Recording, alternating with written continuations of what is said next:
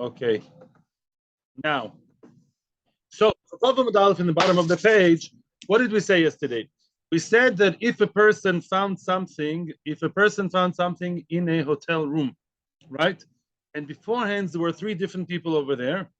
Then we say that is what the Mishnah meant when the Mishnah said that you don't have to return it to any of them.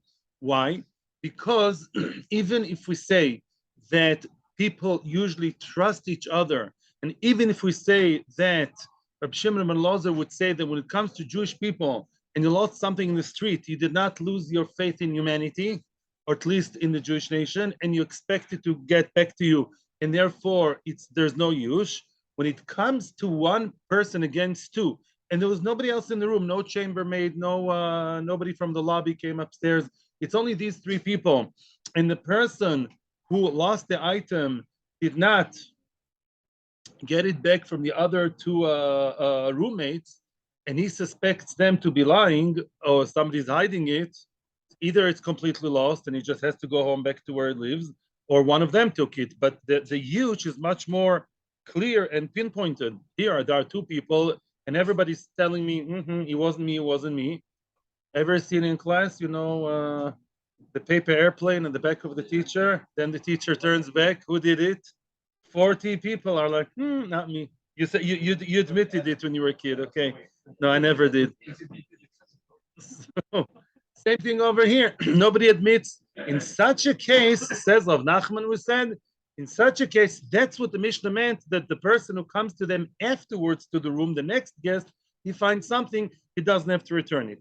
Says the Gemara at the bottom of the page, Chavav Amud Aleph, the Azda Rav Nachman l'taimei. Rav Nachman Azda, Rav Nachman follows his own reasoning. Rav Nachman here follows another statement that he himself said, the same logic.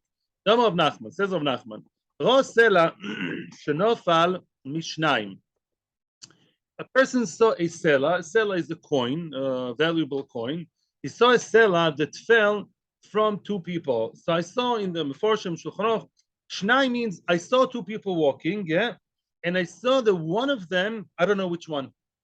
They're both dressed the same way, the same jeans, torn, same T-shirt, same thing, uniforms. I don't know what they wear, the same thing. And I saw that one of them from him, I don't know which one, the sela dropped and he lost it. So then in that case, chayav lehachzir, I have to return, meaning, let's say this sela has a siman. There's a question whether the siman or not. Usually in money you don't have to return. But in theory, in this case, if the sela has a siman, has some kind of identification mark, we have to return it because obviously the sela, they're still looking for it. The owner who lost it is still looking for it and did not give up hope. Why didn't he give up hope? My time, why is it that he did not give up hope? He was not meyash, and therefore I have to go back to those two people and say, hey, gentlemen, did one of you lose the coin and one of them will give me a siman? Why do I have to return? Ahud the nofel minei loy meyash. The one who actually dropped it, the one who it fell from, does not give up hope. Why? Meimar Omar, he says to himself, Michdi, at the end of the day, Inish Achrina, you have it, third line, Amud Beis, third line. Inish Achrina, another person, Lava Ba'adoi. There was nobody, Ba'adoi, nobody was with me, when it fell, Elahai, except for this person only. Either hotel room, and they were like a lonely path, just the two of them. Only he's the only one that could be the culprit that may have stolen it. Maybe didn't steal it. Maybe it's down, underground. But maybe he's the one who stole it. How come I lost my money all of a sudden and the only other person is him? Therefore, he does not give up hope. And what does he say to himself, the one who lost it? Nakit nale, I'll take him. You know where I'll take him? To Beis Din. I'll take him to Beis Din. He keeps telling me, wasn't me. I'll take him to Beis Din. And I'll tell him, Antu deshkalte. I'll tell him you're the one who took it, which means, explains Rashi as follows. I'd like to read the first two Rashis. It's extremely important to see the Rashis over here. It says Rashi, Nakit Nale, first Rashi in the page. Nakit Nale, yes, you can do Rashi. Meshabane leshvuas heses. What does that mean? There's a concept also by Rav Nachman in Maseches Shvuos, which we've learned many, many times before. Shvuas heses. What Shvuas heses? Shvuas heses means that although midoraisa, I can only make a person take a shvua, an oath in Beis Din, if he admits that he that he owes me part of the money, moide b'miktzas, but the rabbanon they made it a kono that even if I have a claim and he completely denies it, I can still make him take a shvua. And that's a story over here. Mr. Reuven claims that he lost money, and the only other person in the area in the vicinity was Shimon. He can take Shimon to Beis Din and say, Mr. Shimon, I hereby make you, I force you, take a shvua and be nishba in front of the three dayanim with big long beards, yeah, or no long beards, whatever, and you have to take an oath that you really did not take my seller. He has every legal right to do that with the rabbanon. So what does that mean regarding the person who found it? Continues Rashi, what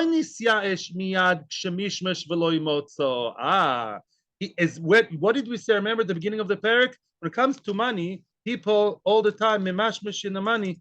When it comes to money, you go shopping or you don't lose your money, as opposed to, I don't know, there are things in my wallet which I check once a year before Pesach. I remember that it's in the wallet, some old card or something.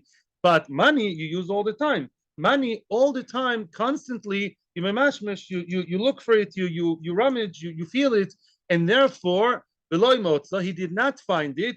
Upon not finding the money in his pocket, which happens pretty soon, he was not giving up hope. Usually by money, people give up hope straight away. It's in high street and there's no simon. Here, although even if there wasn't simon, although there was simon, because at the end of the day, even if there wouldn't have been theoretically, he's not meyash. Why? He says, hey, there's one guy here which I suspect to be a thief, and I can take him to Beis Din. And therefore, continues Rashi, extremely important, every word in this Rashi. Benimtza comes out, when you, Mr. Finder, when you found it, he wasn't yet miyash. The person who lost it is still in the probably in a legal process, at some stage of process or the other, against the other guy who was with him in the room or with him in the lonely path. The halacha ke'abaye. This is good summary for the entire parak. Remember Abaye and Rava discussed Yu Shaloi Midas. What happens when a person wasn't yet meyash, but eventually he will be meyash? Says Abaye, and we follow Abaye, as long as the person wasn't technically, really meyash, you cannot touch it. You can play speculation and say, eventually he will be meyash, because maybe he'll take the other guy to Beis Din, and the other guy will say, no, it wasn't me, and really wasn't him. Because really the one who found it was another person.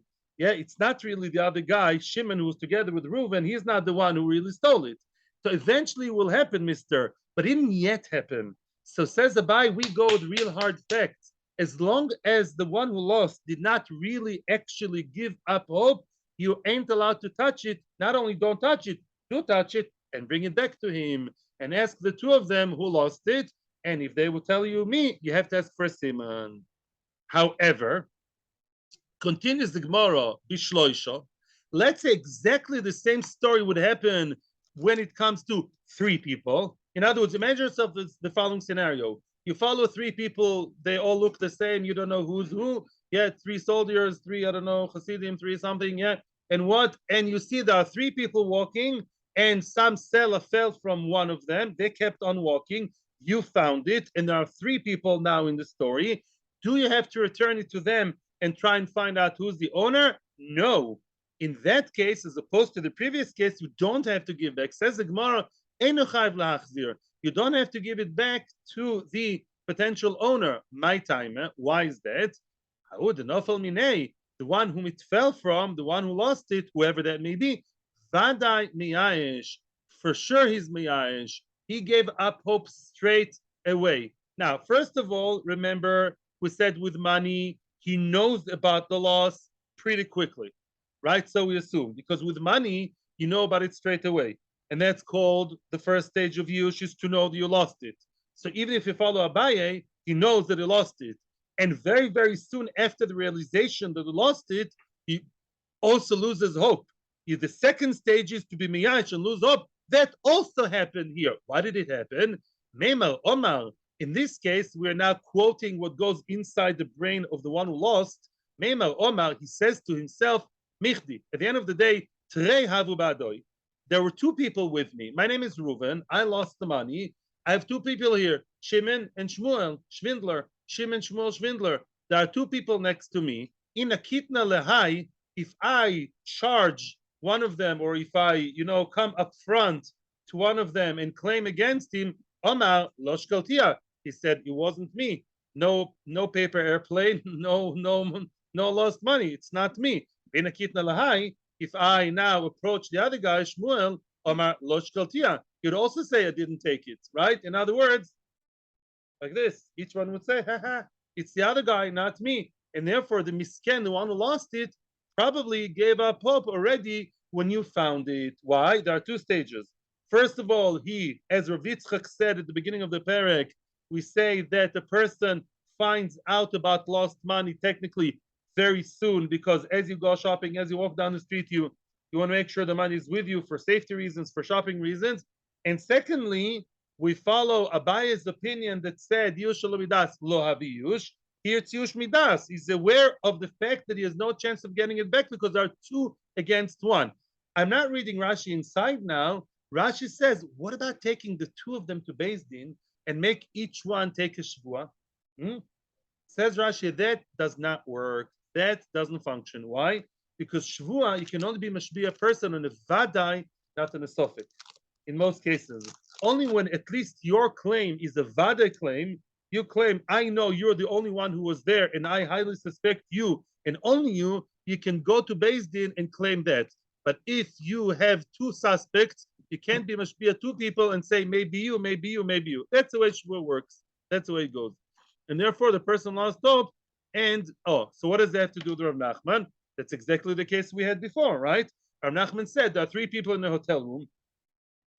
I know that there were three people there together, three different people not connected to each other. Reuven, Shimon, Levi, each one in a separate area of the room, but they all share the room at the end of the day. So Mimela, what happens then? Then we say, if I come to the room afterwards, I can definitely take the money, whatever is there, because whoever lost it is sure that one of them stole it and he is hopeless against them. That's exactly the same thing. Omar Rove comes over and Rave agrees, but Rave qualifies what we just said. That you said that with three people, you followed three people, or you came to the hotel room after three people were there, and you don't have to return because the one who lost already lost hope, that is not always true. That we only say that that is only true if there isn't enough of shvet pruta to each and every one. What does that mean? We know that in halacha, the minimum amount, just like the minimum amount for eating halachically, for good or for bad, is kazais, usually, not always, yeah. So too, the minimum halachic value, monetary value, is pruta. That's about not very much. It's about 11 agorot. Depends on the weight of silver. It's a very small amount of money. Yeah. How much? How much? 8 or 9. 8 or 9 agorot. You follow it every day? Okay. I haven't heard it's gone over 10 for a long time. Yeah, I think they have it in the Haredi newspapers every day. They have, I think so. The went from Amud, I think. Bekitzer, so let's say the person has found a seller, and that seller, or seller, less than seller, if in the coin that he found, you don't have a shve pruta, you don't have three prutos at least, which means that if you have Reuven, Shimon, and Levi there, each one a potential owner, yeah, if none of them has a shve pruta in the coin, then you don't have to return it. Soon we're going to explain why. Aval, however, is b'shve pruta lekol chad v'chad. Let's say there are three in that coin that you found. You have three prutos. So Reuven, Shimon, and Levi, whom you follow, and it fell from one of them. So the coin you found, if it does contain the value of three prutos, chayev lahachzir. Here you have to give back to who? You have to find out who's the owner and try and do your best and give it back to them. By the way, I saw somewhere, one of them before Shim, if you can't tell who's the owner, then you says you keep it for you and you don't touch it because it belongs to one of them, because you don't know which one's the one, because let's say there's no siman or not enough of a siman or no proof or anything, that you leave it there until Mashiach comes. Sometimes we have that situation in aveida. Actually, a few times. I never mentioned it clearly enough. That's the case. Go back to our case. You have to give it back to them if you have shve pruto each and every one. My time. Why is that? Emu, because you could say potentially maybe shutfininu. Maybe there are partners. We assume that they suspect each other all the time. Maybe there are partners who believe each other. Maybe there are trustworthy shutofim partners. V'lo miyashu, and they're not miyash. To understand that, we have to see Rashi. Let's see Rashi inside. We have to. Emu shutfi ninhu. Yeah, this is the Rashi Dibar Masril. It's the third Dibar Masril in the page. Tell me when you have it. It's a few lines after the beginning of the narrow lines. Emu shutfi ninhu. Says Rashi like this. Let's assume that maybe potentially there are partners. Beselazu started Rashi in that coin. Some partners do trust each other, believe it or not. Maybe these people are not strangers. Maybe these people are not out to always suspect and say, these two stole from me and I'm hopeless against them. No, maybe I can't touch money, which may, yes, belong to another person and may have not been miyash. Maybe they are trusted towards each other. And one of them, or none of them even, does not suspect the other one in his part. When he felt his pocket, when he rummaged in his pocket and he did not find the selah, he actually was not yet miyash. Who do we follow? Abai and Rava. You tell me, rabbis. When I know that somebody will eventually be miyash, but at the moment now, when I found it was not yet miyash, can I take it or not? No, because we follow Abaye. Very good. At this happy moment, the person who's walking down the street with his trusted partners and he lost the coin and he suspects, but he doesn't suspect, as we'll explain soon. At the moment, he wasn't yet miyash, didn't give up hope. Why? Listen to this.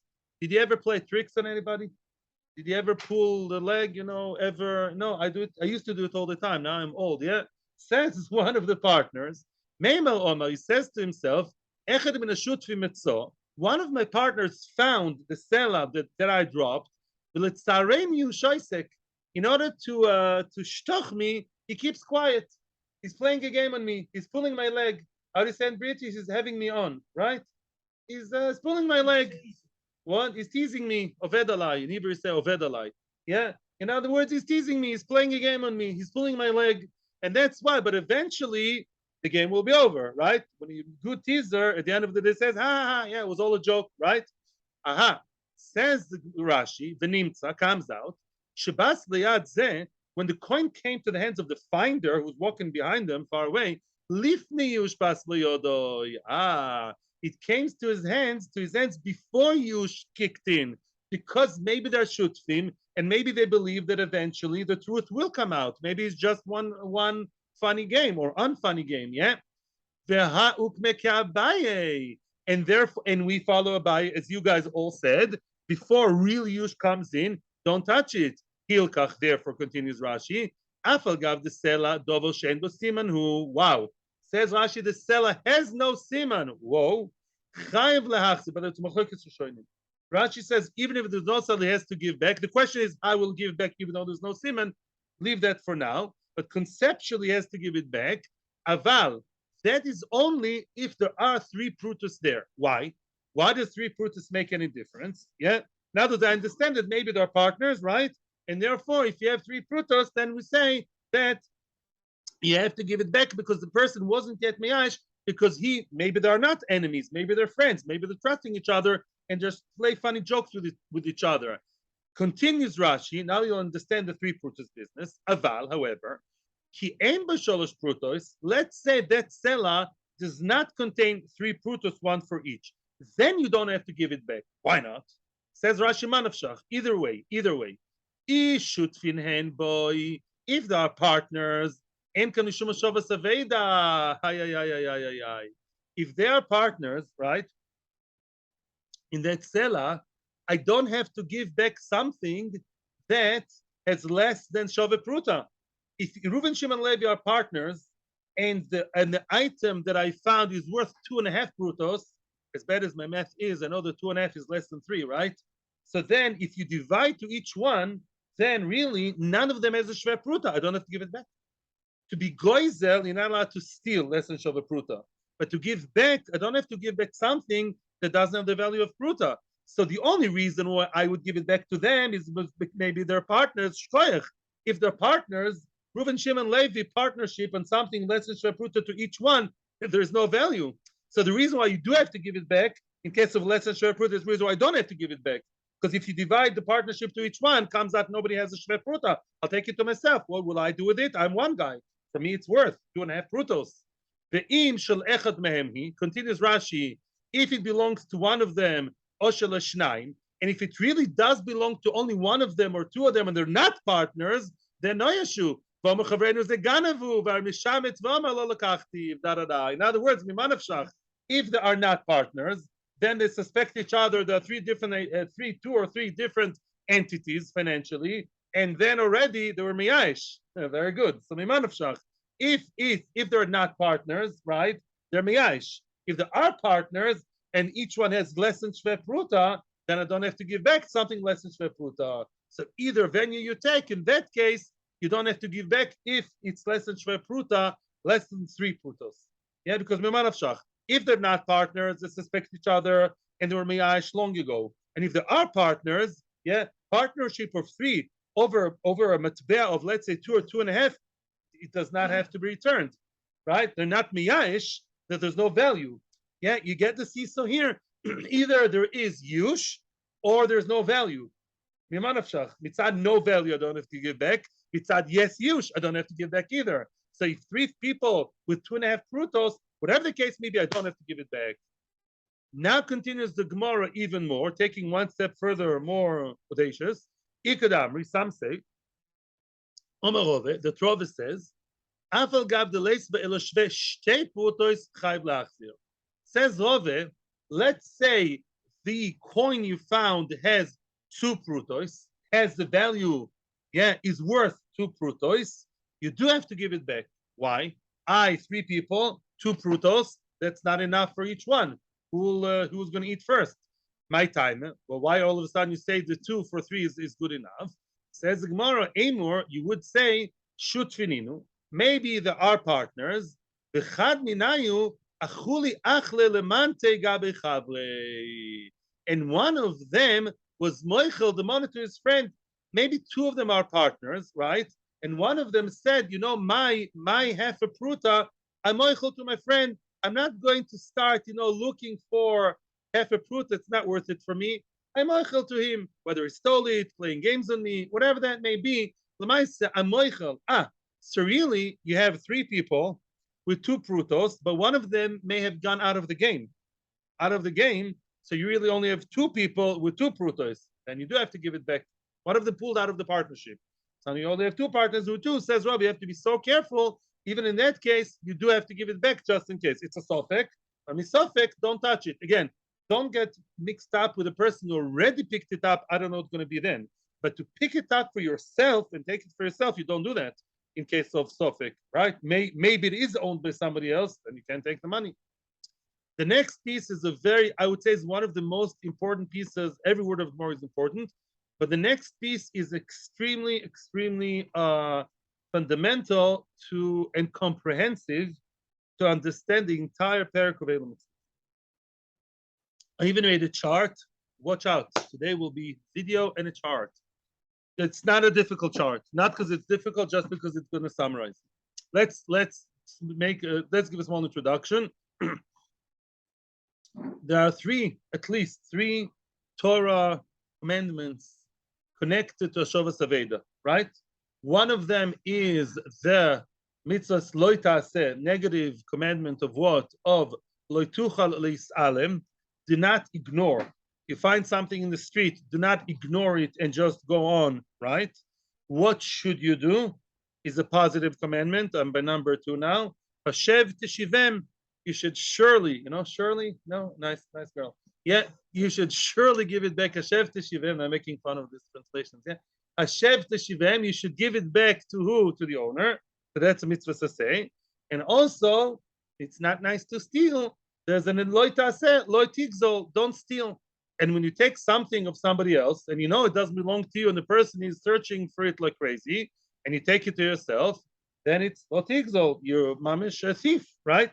So conceptually, you have three. You have two negative commandments and one assay, one positive commandment of a shef teshivem, and they're all connected to Shavas Aveida. They don't always apply in every case. What Rav is going to do now is going to play a game of throwing the dice every time in a different way. Rav will present us with three different cases, and we'll see that in certain cases you're over all three lavim, or assay, all three averas. In certain cases, when you don't return it, you're only over one or another one. Let's see. Vomerove, nice and slow. Let's go nice and slow, not rushing anywhere. Vomerove. Rosela shenoflo. According to Rashi, we're talking here not about two people. We're talking about a regular case when you saw a sela that fell from one individual. So machlokes rishonim, some say even if you saw that it fell from two people, yeah, but we're not going down there. Says Rashi, it's a regular case. You saw you walking down Park Ayalon or Kishon, and what did you see? You see the sela falling from someone. Okay. And what do? You don't do a Shavas Aveida. Unfortunately, your Yetzer Hara takes the best of you. What do? Notlo, you take it. Case number one. Case number one out of three cases. Notlo lifnei yush almenas legoizlo. That's the worst case. That's mamish the worst guy. He took it before the guy's miyash. You see him walking down the street, yeah? Now that sela, he's going to be miyash from eventually, but he wasn't at miyash. You mamish see one guy, you know him, you know the guy. You saw the sela, the coin falling out of his pocket, yeah? A nice $100 bill could be. And what? And you know him, and he wasn't at miyash. Why? Because you see that he doesn't yet know about it. It's true that you know about money very soon. Well, you work before that very soon. And you picked it off the floor before you even realized that he lost it, and therefore it wasn't miyash. And what is your intention? I need my Shabbos shopping for myself. This guy's enough money, says the Yetzer Hara to you. And you want to take it in order to steal. Over bekulon. In this case, you over all three. Wow, wow, wow. You have three charges against you. Not worth $100, not worth $1 million. Yeah? There are three averas. Why? Mishum loy tigzoil. Why is it called loy tigzoil? Loy tigzoil means, according to Rashi, loy tigzoil means, as we all know, to steal from someone's domain, to steal from someone's ownership, authority. Now, I'll ask you a question. The fact that the money is now on the floor and the guy continues on and keeps walking and it's not physically in his pocket, does that make a difference? Does that mean that if I take it off the floor in order to take it for myself, does it mean I'm not a thief? Of course I'm a thief. Why? Because if I steal, let's say you have your property in a different city, you're in one city, your property is a different city, and I steal it from there. Am I a thief? Of course I'm a thief. Latigzo means when I take something physically from someone's domain, even though it's not in his pocket, and even though he doesn't know about it, but Lemaise, as long as he wasn't meyash, and let's assume like Rashi, the yush is equivalent of hefker, he wasn't yet mafkir. In his mind, I don't know what will happen in the future, says Abai, I don't care. Lemaise, right now, the person did not relinquish, did not give up hope, did not change his mind. As far as he's concerned, the money is his, right? And therefore, when you take it off the floor, mamish a thief. Latigzo, that's number one. Number two, umishum hashev teshivem. When you take it for yourself, what's a shev teshivem? A shev teshivem means, a shev teshivem says Rashi, maybe we'll see Rashi later on, once the item is in my pocket, is in my domain, is by me, I took it to my house, and my intention is, I want to take it for myself, then what? I'm over on the mitzvos assay, on the positive commandment of do return. Every second the item is in your house, you have a mitzvah say. Imagine yourself like this little angel screaming, Hashem teshivem, Hashem teshivem, Hashem teshivem. All the time you have a constant chiyuv of Hashem teshivem. When you take it to your house and you say, hey, honey, I got $100 today, don't ask how, yeah, then what? And you have no intention of giving it back from the first second until the last second when you hopefully eventually gave it back or until you died, I don't know. You have all the time the chiv of a shef teshivem, and you're not mekayim. So you're breaking a mitzvah to say. That's number two. And the third one, umishum v'lo tuchal isalim. you cannot ignore, and you're ignoring, meaning it's worse than ignoring. To ignore means you have to not ignore, but rather what? Yes, want to give it back to him, right? Here you ignored, worse than ignore. You mamish take it in order not to give it back to him, but to take it to yourself. That's a loitatse. Hashavas are good friends. There are two sides of the same coin. Excuse the pun. Continues the Gemara to get, it gets even worse. What would happen if the person eventually, yeah, the Yetzer Hatov wins over? Yeah, I sound like an Uncle Moshe tape, right? Let's say Chazor le'achar yush. Let's say you saw that the person screamed, "Oh, Ivaila lechesron keys." Then you get that conscious and you say, "I'll give it back to him." Then it could be too late. Wow, wow, wow, wow, wow, wow. Why? Once you gave it back to him after he was miyash, then what happens? Matanahu deyoiv lei. It's giving him a gift because the person was ready miyash and gave up hope. So really, his ownership keilu petered out. His ownership already is not there anymore. Now you're giving him a new matana. It's as if you gave him a new gift, a whole new story. The isur, the ovad, the isser, the prohibition that you broke is still there, and you can never fix it. Wow. Not even with big smile on your face. Not even with a bouquet of flowers. Not even with nice British accent. No. There's no sin offering on this. Sin offering is only in very specific cases. I mean, 36 cases. That's not one of them. No. No. Oh, I would like to see Tosfos. However, we get it so far. In other words, once you took it, yeah, and he gave up hope, thank you very much. It's not his anymore. Now you're giving him something new. Yeah. If you gave it to him before he gave up hope, that's machlokes rishonim. Then in a chinami, some rishonim say before he gave up hope, then you can correct it. Why? He's still looking for it. He's still the active owner. And now let's see Tosfos. Tosfos explains it much nicer than me. Says the Tosfos Matana be'alma. It's the which Tosfos Matana be'alma? It's the third Tosfos from the bottom of the page. The third from the bottom. Matana. It's actually also the third from the top. Matana be'alma u'deyoivle. It's just a gift. Are you following so far? In other words, we have a concept in the Torah of, before we start with Tosfos, many lavim, many mitzvos lo taseh, they have a lav anita klase, yeah, right? Which means, yeah, don't take the mother from the children, the chick, but shalach esem. Don't leave over the korban, the offering, what you call, but do eat it.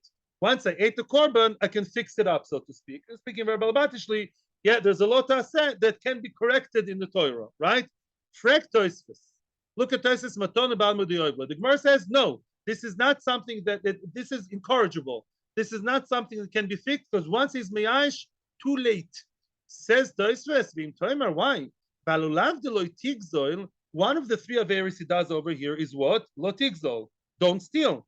And you're telling me now that return the theft, it's too late because it was yush. Oh, says Tosfos, lo lavdi lo tigzol mikri nita klasei.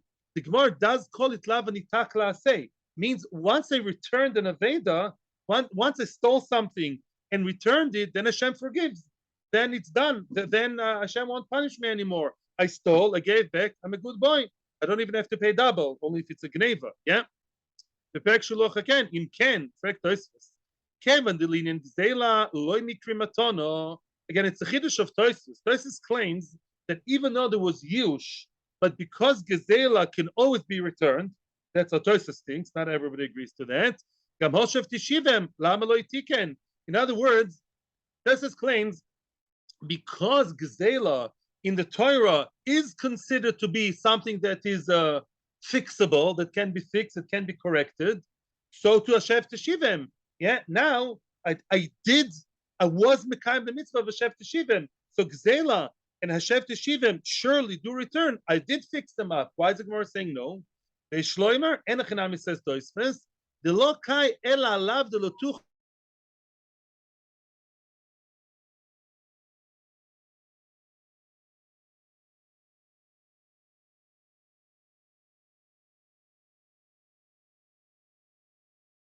it cannot be heard. Thank you.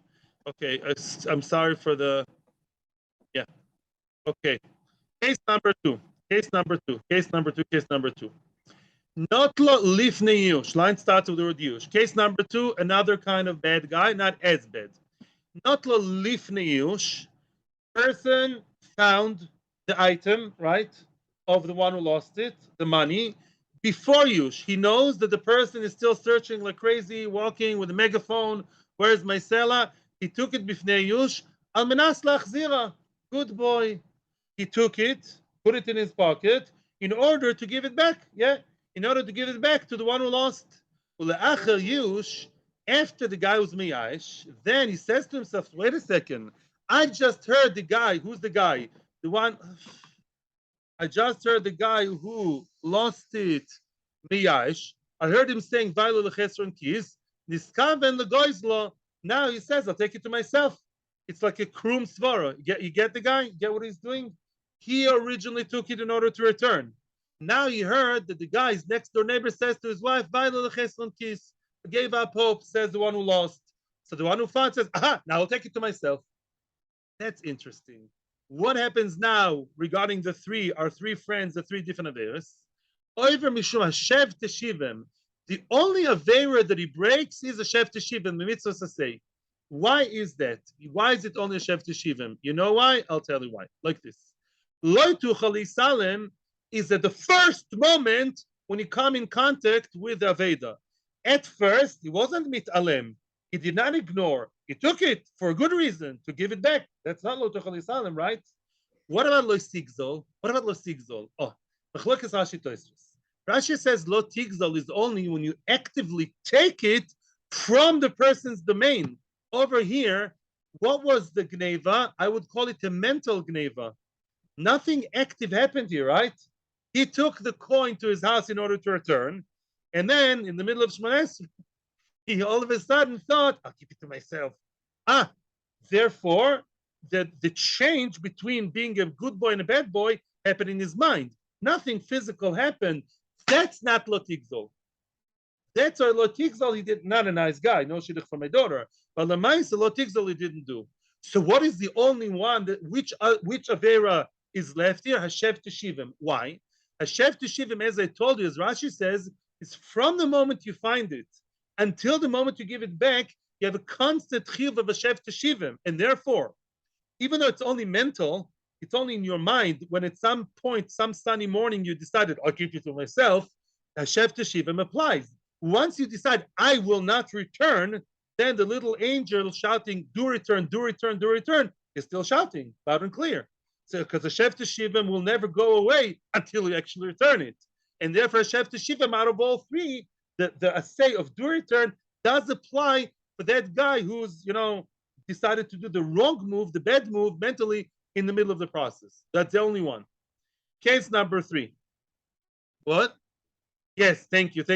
Now, Tosfos says something else. Tosfos says it's not because of, he says, Tosfos says the question, I'll say it outside. Tosfos says like this. Rashi said that when you, thank you for reminding me. Rashi says, it was a very, very important point. I also have a soapbox to stand here, and I'm going to give you a lecture now also. Your fault. That, what did Rashi say? If I just decide not to give the money back to someone, but originally it came to my domain, Bershus, in a good way, that's not lo tigzol. Tosfos is not true. Tosfos asks the question, what about a person who delays the money of a worker? Let's say a person, does not pay on time.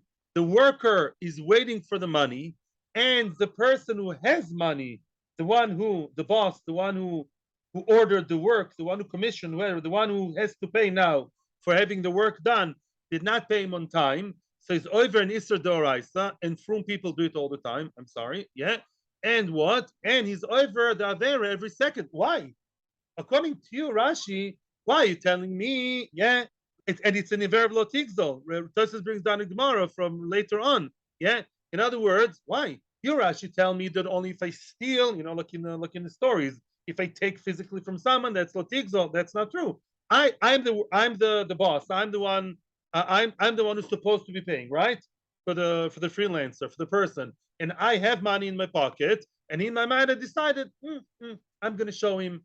I owe money for work done to me already from today, and I decide I have some other issues with him. I don't know because he didn't smile to me nicely. He's a guy, but he didn't give me a liyah. I don't know what. I decide I'm going to keep the money and show him who's the boss. So it's only in my mind, and yet there is an aveira. Why?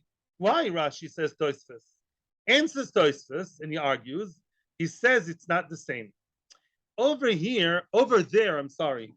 Over there, the person wants to be paid. He wants to be paid. And therefore, from the very first second, there was no one moment when the person who finished, I don't know, sewing the suit for you, or writing the book for you, or cooking the food for you, or doing your catering service, right? He wants to be paid very much from the beginning till the end, right? There's no one moment when he gave up hope. And you, Mr. Wrong Guy, who's not paying him, you're over in Latigzol. Over here, it's different. Because at the beginning, what happened at the beginning? At the beginning, well, when he was miskaven ligzol, they were not miyash. Here they were miyash. Over here, the owner was miyash, right? When he decided, that's what the Gemara says it was miyash. Remember the story? The one who found it, and he was a good boy at the beginning, intending to give it back. Then he overheard what? The one who lost saying, I gave up hope. And he says, he gave up hope, I'll keep it to myself. That's why it's not called theft. Because the mental theft took place after the person, the owner said, I'm giving up hope, that's not Gneva. Because they didn't steal from him. Because Lamaise, he's kilu mafkirit already, according to Rashi. And therefore, we say Azoi. We say that's not called Zel, according to Tosfos. Because when he decided to steal mentally, it was after the person gave up hope. So it's not the owner anymore. I stole from Hefker. That's not called stealing. Not a nice guy, but he's not a thief. So the only aveira that stayed is who? Is what? Hashav Teshivim. Because Lamaisa to return, he didn't return. As long as you don't go with your hands and return it, you have Hashav Teshivim. That's the second case. Now, thank you very much. Third case. I'm not giving you a lecture, but you got it in the middle that people should pay on time. Says now, third case. Him Tinlo, this guy is relatively, he's a white collar criminal. He's the one who's relatively the least, the lesser of the three evils. Him Tinlo Achin is Yashua Bailim. This guy's smart. This guy learned Bava Metzia. This is the Rosh Talmid Chacham. Now, this guy, he saw, whose guy? The one who found it. He saw the one who lost it, the Me'abed, and he saw him running around, looking and looking. He was standing by the aveida, not touching it. He stood there quietly, making sure nobody else comes, and he waited until the bailim was miyash, and then when he told him, then he took it. That's a Talmid Chochem.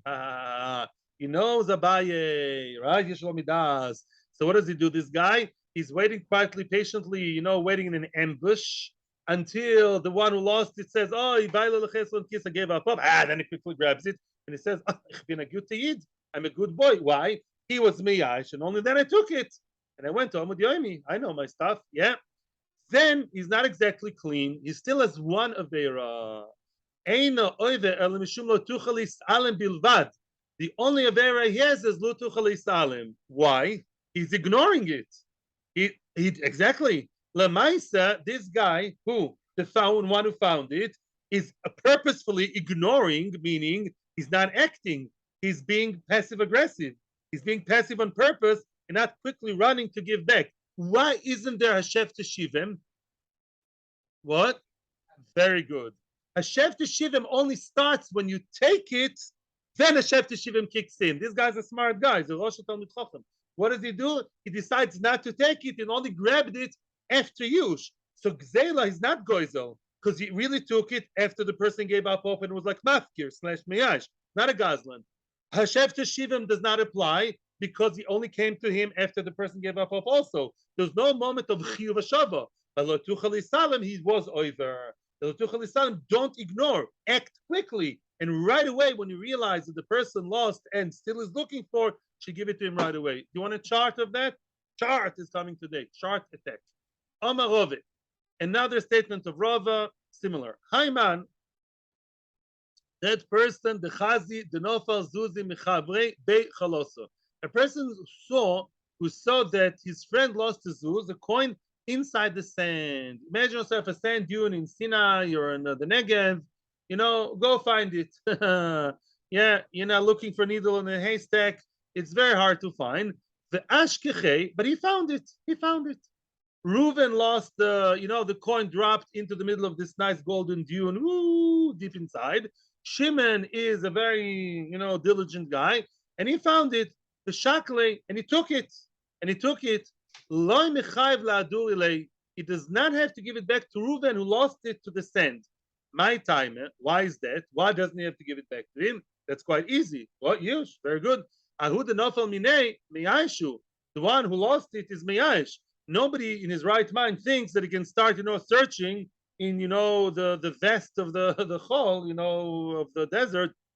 Who's going to find it? It's like losing to the river. Remember all these cases? The river washed it away. There's no way he's going to find it anymore. What's the chiddush? The chiddush is as follows. Afagav the chazye, let's say Reuven is still there. Oh, and he saw Shimon searching. You know what Shimon does? Shimon is the one who's, as you say, zuching, yeah? Afagav the chazye, Reuven, the loser, saw Shimon, the finder, and he saw Shimon, the icy arbelo v'kamerabel. He saw that Shimon brought a sieve, yeah? A sieve, right? And he's sifting through, right? Some people say sifter. That's not right to say, right?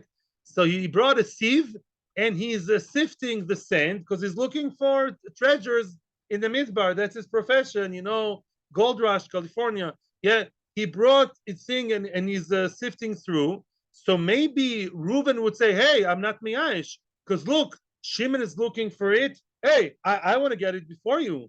Meimar Omar, he says to himself, we say that Reuven, the one who lost, says to himself, just like something fell from me over here, so maybe other people also lost. I'll find something else, which means even though he sees Shimon looking and possibly finding stuff in the sand, he still realizes that Reuven, one who lost, says, well, this is like, how to say it? There's no connection here between losing and finding. Yeah, lots of people lose stuff. You can go to this big garbage place in Bnei Brak, Chiria. Yeah, it's called today Ariel Sharon. Yeah, where it used to be a huge garbage dump. Chiria. Yeah, you smell used to. If you remember, if you've been in Israel long enough, you drive in the way to Bnei Brak. At some point, you really, really, I'm sorry to say that, I don't know the nice English word, really stenches. Yeah, stinks to high heaven, because it was mamish a huge garbage pile of like half of Israel. So no, they told me in school that people go there and they find stuff there. You can find gold, really, in the garbage, of course. You can find cutlery, you can find women's, diamond rings, yeah. So of course the person, once it's in Chiria, is miyash. The person gave up hope. Either people looking for it, so maybe I shouldn't give up hope because maybe it's going to find my thing. No, I gave up hope because this time I won't find it. The other person is finding and looking and maybe finding too. I can also find somebody else's lost item. Says Reuven, who lost the item into the sand, just like he's looking and he's finding my stuff, I can look for other people's stuff. People lose stuff in the sand, in the beach.